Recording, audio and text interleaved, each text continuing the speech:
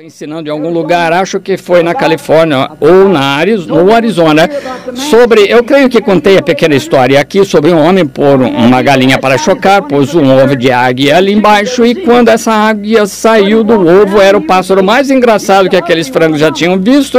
Ela caminhava para lá e para cá, era um feioso entre eles, porque não conseguia entender como aquela galinha cacarejava e ciscava aquele monte de esterco, comia, não dava para entender. Ela dizia, venha e se banqueteie, querido.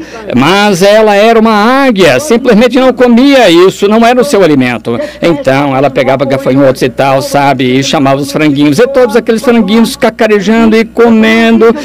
Mas a águiazinha não conseguia, não lhe parecia certo. Então, certo dia, sua mãe veio atrás dela, e ela ouvia aquela galinha cacarejar, tentava cacarejar o melhor que podia, mas não conseguia. Tentava piar como um frango, mas não conseguia. Veja, era uma águia.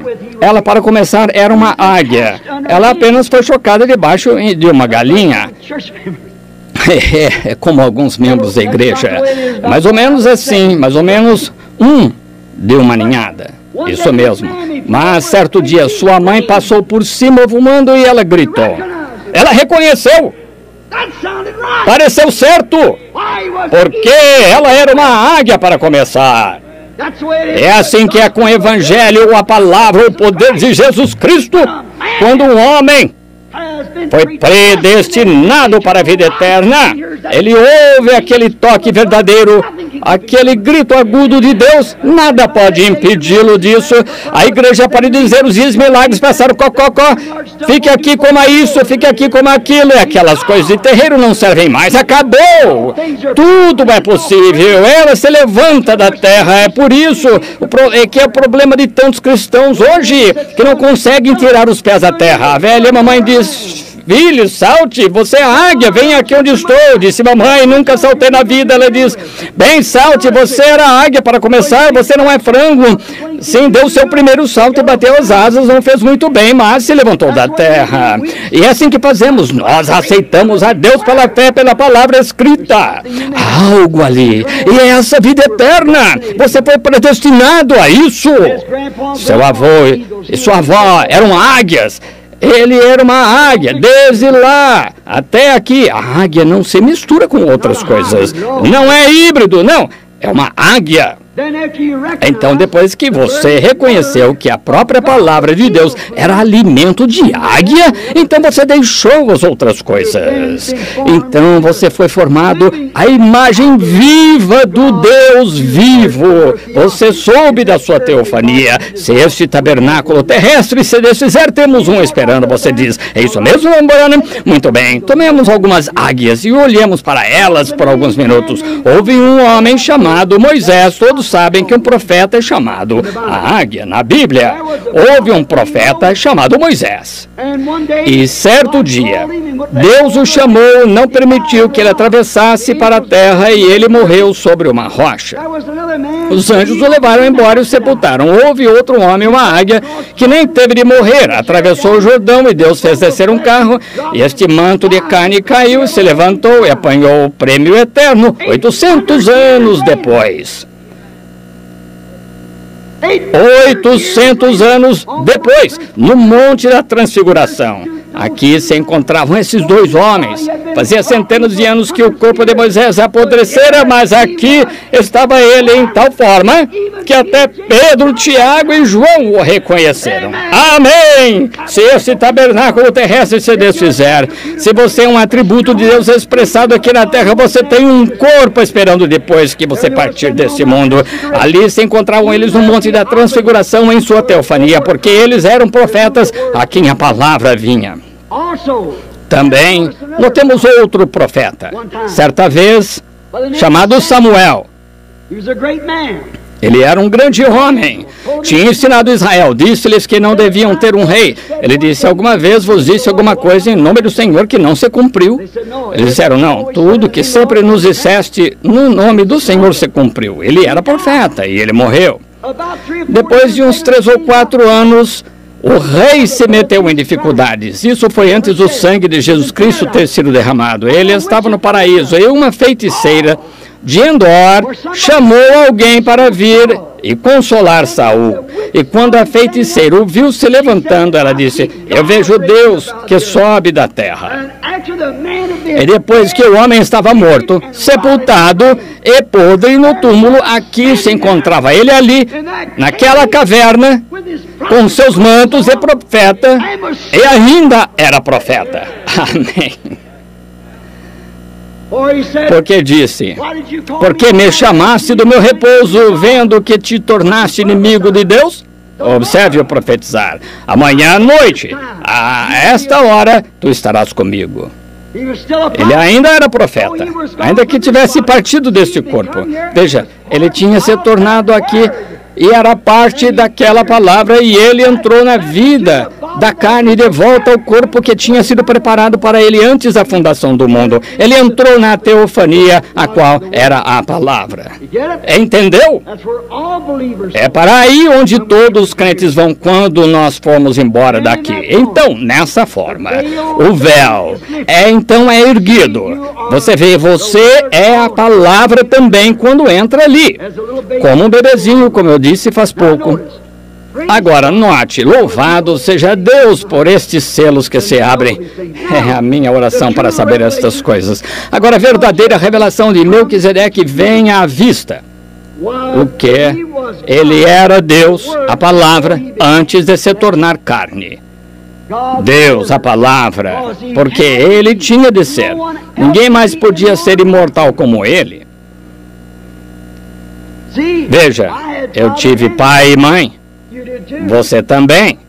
Jesus teve pai e mãe. Mas este homem não teve pai, nem teve mãe.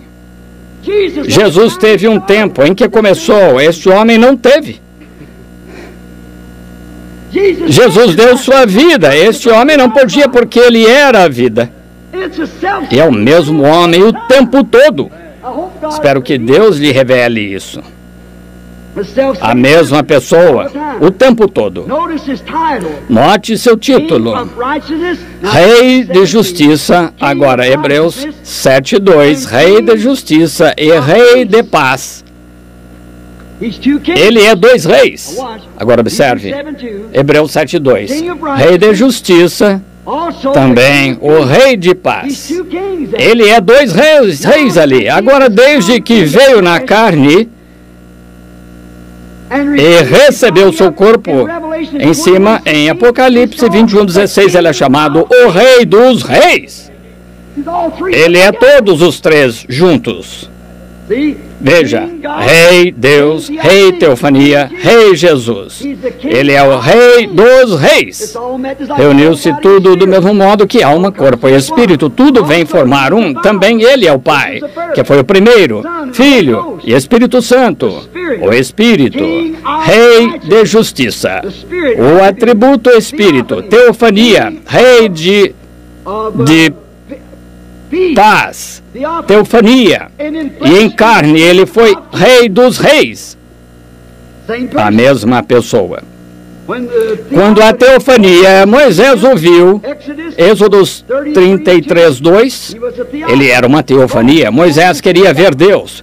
Ele tinha ouvido sua voz, ouviu falar com ele, visto-o na sarça ali como uma grande coluna de fogo, e ele disse: quem és tu? Eu quero saber quem és. Moisés disse: colocarei, se tu me deixares ver-te, gostaria de ver tua face. Ele disse: homem algum pode ver minha face. Ele disse: colocarei a minha mão sobre os teus olhos e eu passarei, e tu podes ver as minhas costas, mas não a minha face. Está vendo? E quando viu, eram as costas de um homem. Era uma teofania. Então, a palavra que veio a Moisés, eu sou, que era a palavra. A palavra veio a Moisés na forma de uma coluna de fogo numa sarça ardente, o eu sou. Como a palavra da teologia, da teofania, melhor dizendo, desculpe-me, veio a Abraão como um homem sob o carvalho. Agora, olha aí, veio um homem a Abraão, 3 deles, e se sentaram embaixo de um carvalho. 3. E note, depois que ele conversou com Abraão, porque ele veio, Abraão, sendo o tal com a promessa e a mensagem do filho vindouro, E também ele era o profeta, palavra de Deus, que estava confiando na palavra de Deus, chamando qualquer coisa contrária como se não fosse. Está vendo quão perfeita é a palavra? A palavra veio ao profeta. Veja, ali estava Deus numa teofania. E a Bíblia diz, a palavra vem ao profeta. E aqui estava a palavra na teofania. Agora você diz, aquele era Deus? Abraão disse que era. Ele disse que o seu nome era, ele o chamou Elohim. Agora em Gênesis 1 você encontra, no princípio criou Elohim os céus e a terra. Em Gênesis 18 encontramos que Abraão chamou esta pessoa que se sentou ali, conversou com ele, e pôde contar-lhe os segredos do seu coração, contar-lhe o que Sara estava pensando atrás dele. Abraão disse, é Elohim. Ele estava numa forma de teofania, entendeu? Note.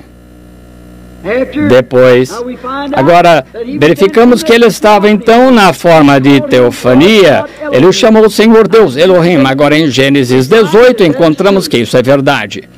Agora note. Abraão, havia 3 deles juntos, mas quando Abraão encontrou os 3, ele disse, meu Senhor. Mas quando Ló, lá em Sodoma, 2 deles desceram lá, e Ló viu 2 vindo, e ele disse, meus senhores.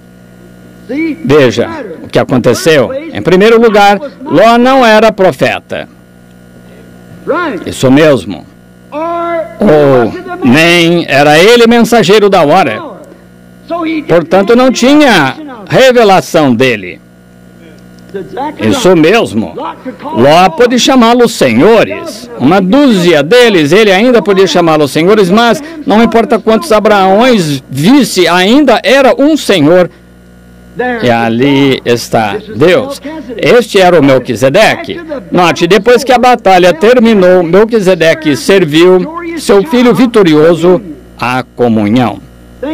Pense nisso. Parte dele mesmo. Agora, queremos ver aqui em tipo, aqui está em vista a comunhão. Depois da batalha, ele deu de si mesmo, porque a comunhão é parte de Cristo. Depois que a luta terminar, depois que você se desgastou, então é quando participa de Cristo. Torna-se parte deste ser. Entendeu? Jacó lutou a noite toda e não o soltou até que ele o abençoou. Isso mesmo, batalhou pela vida. E depois que a batalha terminar, então Deus lhe dá de si mesmo. Essa é a sua verdadeira comunhão. O pãozinho e hóstia somente representam-na. Você não devia tomá-lo, a menos que tenha lutado por isso e tenha tornado parte de Deus. Lembre-se, nessa época a comunhão nunca havia sido instituída até a morte de Jesus Cristo, centenas e centenas e centenas de anos mais tarde. Mas Melquisedeque, depois que seu filho Abraão havia ganhou a vitória, Melquisedeque o encontrou, ele lhe deu vinho e pão, mostrando que depois que esta batalha terrena terminar, nós o encontraremos nos céus e tomaremos a comunhão de novo, será a ceia das bodas. Eu não mais beberei da vide, eu comerei o fruto até que o coma e o beba de novo convosco no reino de meu Pai, certo? Note outra vez, Melquisedeque foi encontrar-se com Abraão antes dele voltar para casa. Que tipo bonito que temos aqui. Melquisedeque encontrando-se com Abraão antes dele voltar para casa depois da batalha. Nós nos encontramos com Jesus nos ares antes de irmos para casa. Isso mesmo, segundo Tessalonicenses nos diz isso, porque nós o encontraremos nos ares. Um belo tipo de Rebeca encontrando Isaac no campo, no frescor do dia. nós o encontraremos nos ares. Segundo Tessalonicenses nos diz isso, porque os que ficarmos vivos não precederemos ou impediremos os que dormem, porque a trombeta soará, os mortos ressuscitarão primeiro, os que ficarem vivos seremos arrebatados juntamente com eles nas nuvens e encontrar o Senhor nos ares. Perfeitos todos estes tipos. Portanto, a teofania, se você morreu e entrou nessa teofania que acontece, a teofania vem à terra para pegar o corpo redimido.